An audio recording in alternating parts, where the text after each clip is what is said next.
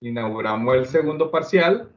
Y antes de hablar del paradigma funcional, es importante conocer este elemento de todos los lenguajes de programación modernos. El recolector de basura es una pieza fundamental en los lenguajes modernos que permite que nuestra computadora, al estar ejecutando un software, no deje en la memoria RAM variables, objetos y cosas basura que ya no se van a ocupar.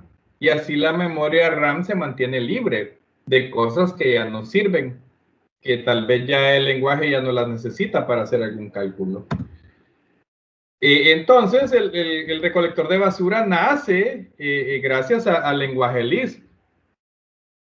Tal vez ya había otros lenguajes, pero en la formalidad de la teoría de lenguajes, Lisp fue el primer lenguaje funcional. Ese es uno de sus méritos, como el primer lenguaje del paradigma funcional en los años 60, pero que también Lisp implementó el concepto de recolector de basura, ya que Lisp se volvió pesado, era un lenguaje que consumía muchos recursos de la computadora, porque la naturaleza de los lenguajes funcionales, ya que son bastante recursivos, generan bastante basura. Entonces, para sopesar esa deficiencia de estos lenguajes funcionales, nació el recolector de basura, que ahora se usa en todos los paradigmas: orientación a objetos, imperativo, declarativo lógico, declarativo funcional. O sea, el recolector de basura ya es parte de la mayoría de lenguajes modernos, pero nació gracias a Lisp, y esto mejora la eficiencia de nuestros programas cuando ya están en ejecución.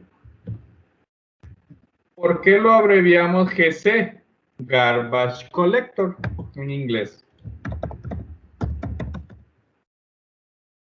Garbage Collector, recolector de basura. El recolector de basura es un módulo que traen los lenguajes de programación que escanea la memoria, y lo que hace es que ve si los elementos que están en memoria están apuntando a algún identificador, o sea, un identificador de variable que se esté ocupando o que se vaya a ocupar. En el proceso de compilación, al crear el diccionario de la tabla de símbolos, perdón, es donde se determina hasta dónde vive una variable. Entonces el recolector de basura es el que se encarga de leer esto, que es una especie de diagrama de nodos, como lo vieron ustedes en estructura de datos. Y entonces el recolector de basura se encarga de que si algo ya no está apuntado a nada, como en este caso, miren, en este árbol no están apuntados estos dos nodos, entonces los borra, los descarta de la memoria y libera esa memoria. Acabando, sí. Okay. Entonces, actualmente el recolector de basura es algo con lo que cuentan la mayoría de lenguajes modernos. ¿Y qué hacen algunos programadores para forzar a que el recolector de basura se lleve algo? Lo marcamos como nulo. Un elemento marcado como nulo no existe en memoria. La variable está ahí apuntando a nulo, a un espacio que no existe, y el elemento que tenía antes se descarta de la memoria. Esa es una práctica común para liberar memoria, pero en otros lenguajes tienen ya funciones para liberarlos de la memoria de forma automática, ya que apuntar una variable a nulo no en todos los lenguajes manda a la basura un objeto o un valor. Veamos ejemplos. Miren. Bueno, el dispos en C# es una función que marca un objeto para que se lo lleve el recolector de basura. En C++, no sé si el que les enseñó C++ les enseñó esto, por lo menos cuando yo daba la clase de estructura lo enseñaba. Con delete usted libera temporalmente de la memoria RAM un objeto, no una variable primitiva, sino un objeto, miren. Un objeto apuntado. Aquí tiene el apuntador. Así se libera de memoria un objeto en C++. En C++ de la versión 11 en delante, del core de C++. En Java marcamos la variable como nula y forzamos el garbage collector con este objeto con esta función del objeto system. System.garbageCollector, por si no lo sabían.